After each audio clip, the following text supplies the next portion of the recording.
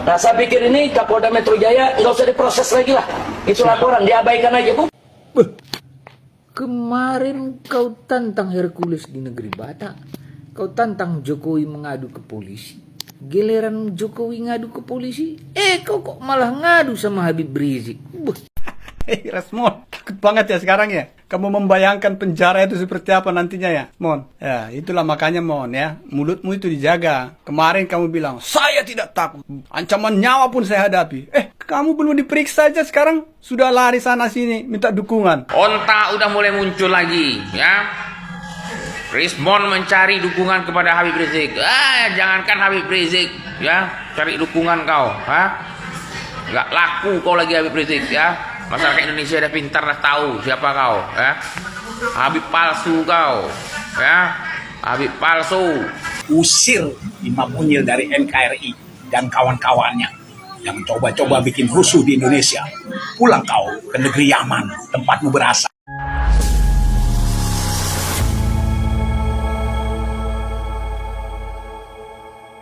Assalamualaikum warahmatullahi wabarakatuh, saudara-saudaraku sebangsa dan setanah air.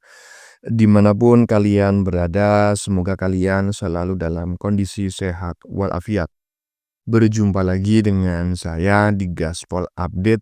Kami bukanlah buzzer pihak manapun, kami hanya menyajikan keputusan ada di tangan Anda. Teman-teman, ini ada video yang menurut saya cukup menarik, yakni tentang Krismon, ya, krisis moneter, ya, yang meminta bantuan tokoh huru-hara, spesialis huru-hara di Indonesia, ya kan, spesialis kabur juga ke luar negeri. Netizen akhirnya menduga teman-teman ya bahwa sebetulnya aktor utama di balik tuduhan ijazah palsu Jokowi ini adalah si Unyil itu ya, yang suka melarikan diri ke luar negeri dan nggak balik-balik. Menurut saya ini sangat masuk akal sekali ya, mengingat tuduhan ijazah palsu ini sudah ada sejak zaman Jokowi masih menjabat sebagai presiden, bahkan di periode pertama. Tentu saja akhir-akhir ini kembali viral ya tuduhan ijazah palsu itu ya karena memang ada partai yang memberikan dana segar ya. Karena saat ini memang ada persamaan kepentingan antara si Unyil tersebut dan juga partai tersebut ya. Akhirnya tuduhan ini kembali viral. Ini sih dugaan saya. Nah, bagaimanakah videonya? Dan bagaimanakah respon netizen? Mari kita tonton bersama, kemudian mari kita komentari bersama di bagian akhir video. Ini dia. Begini, kok disikapi oleh pihak yang sebelah sana dengan Bang Rismon Kemarin kau tantang Hercules di negeri Batak. Kau tantang Jokowi mengadu ke polisi. Giliran Jokowi ngadu ke polisi, kau kok malah ngadu sama Habib Rizik. Kok jadi hilang darah Batakmu? Katanya kau orang pintar. Nggak takut diadukan sama Jokowi, kau suruh Jokowi ngadu. Sekarang kau malah mau berlindung di ketiak Habib Rizik. Aslinya kau orang Batak. Macam mana ini keadaan? Si Hanifar aslinya ini. Wah, mau ketawa pun aku gak bisa lagi ngeliat kau. Kemarin kau tantang-tantang itu si Hercules ke tanah Batak ya kan. Kemudian kau tantang-tantang juga Pak Jokowi untuk melapor dan katanya kau tidak takut. Jangankan ancaman penjara, ancaman nyawa pun aku gak takut. Gak taunya minta pertolongan. Si rujak ya kan. Ini memang kurang ajar teman-teman ya. Ada seorang netizen yang menulis di badan videonya tuh coba sampai Anda tengok ya. Rismon menggadu ke Habib Rujak kan. Aduh, lanjut. Nah, saya pikir ini Kapolda Metro Jaya nggak usah diproses lagi lah. Itu laporan, diabaikan aja, Bu. Hei Rasmon, takut banget ya sekarang ya. Kamu membayangkan penjara itu seperti apa nantinya ya, Mon. Ya, itulah makanya Mon ya, mulutmu itu dijaga. Kemarin kamu bilang, saya tidak takut. Ancaman nyawa pun saya hadapi. Kamu belum diperiksa aja sekarang sudah lari sana sini minta dukungan. Sekarang minta dukungan sama Habib lagi, ya kan? Memangnya sebagai ahli apa beliau itu? Juga Pak Habib yang terhormat. maaf ini ya, Bapak tidak berhak tuh meminta Kapolda Metro Jaya untuk menghentikan kasus itu, ya. Kalau nantinya mereka tidak bersalah, mereka pasti dilepaskan, Pak. Gak usah takut, ya. Tapi hukum harus tetap berjalan, ya. Jadi Anda jangan mengintervensi hukum, ya. Gak boleh itu, Pak, ya. Salah itu, Pak, ya. Sebentar ya. Apa namanya? Usulnya ya. Usul atau pernyataan si Rujak di bagian depan tadi. Kepada Polda Metro Jaya tidak perlu dilanjutkan lagi lah kasusnya. Enak aja. Jangankan kasusnya si Krismon, si Roy Panci, kasus elu habis ini juga diungkap lagi. Siap-siap aja ya, lari lagi ke luar negeri ya kan. Dengan alibinya umroh tapi nggak pulang-pulang. Aduh Rujak, lanjut. Imam Unyil udah ikut campur urusan ijazahnya Pak Jokowi. Usir Imam Unyil dari NKRI dan kawan-kawannya yang coba-coba bikin rusuh di Indonesia. Pulang kau ke negeri Yaman, tempatmu berasal. Imam Unyil ikut campur nggak masalah ya. Saya memang justru menginginkan para pengacau-pengacau di negeri ini segera bersatu ya kan untuk membela si Krismon ya, si Maling Panci, Dokter Mangkrak ya kan, si Aki-Aki Suara Cempreng dan lain sebagainya. Loh kok begitu Bang? Loh ya, biar semua kelihatan sehingga pendataannya jelas ya kan, setelah itu semuanya langsung izinnya dibekukan kembali, entah itu ormas apapun ya, setelah itu dibuatkan peraturan pemerintah untuk memulangkan mereka semua ke negara asal leluhurnya ya, biar aman negeri ini ya. Lanjut. Begini kok disikapi oleh pihak yang sebelah sana dengan Bang Desmond dilaporkan ke Polda Metro Jaya. Nah saya pikir ini Kapolda Metro Jaya nggak usah diproses lagi lah. Sekarang makin terang siapa yang ada di balik mereka yang memfitnah tentang ijazah Pak Jokowi. Kalian bisa melihat sendiri peran serta mereka. Simpulkan sendiri. Lalu diamlah supaya negara ini dikuasai oleh mereka. Kalau kalian diam saja, lama-lama negara ini bisa jadi Palestina yang kedua. Salam otak waras. Wow, beneran nggak? Bahwa sebetulnya aktor intelektual yang sebenarnya yang berada di balik tuduhan ijazah palsu Jokowi adalah si Rujak. Seperti yang saya sampaikan pada saat opening ya, saya memang menduganya demikian itu sejak dulu memang ya. Karena memang dulu nggak ada tuh Partai Kebo mempersoalkan ijazah Jokowi, nggak ada.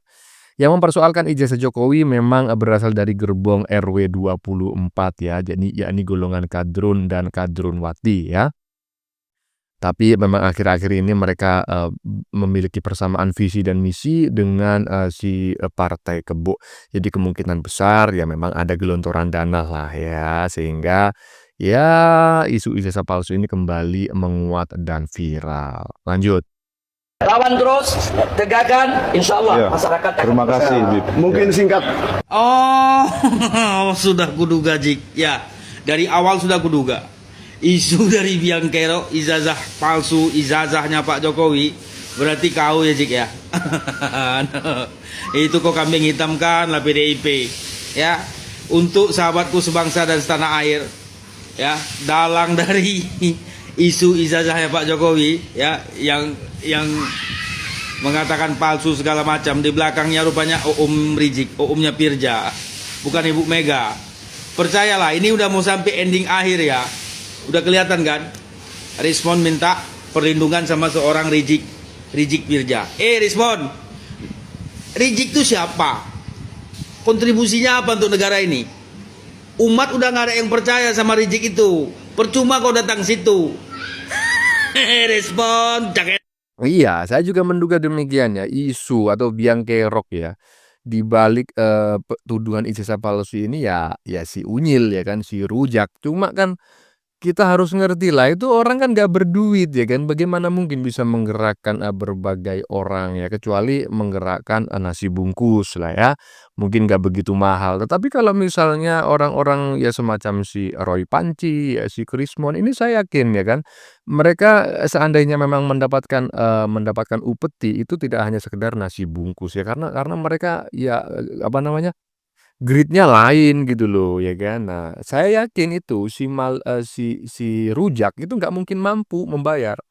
Berarti ada penyokong dana yang itulah yang harus ditelusuri siapa kira-kira, ya lanjut.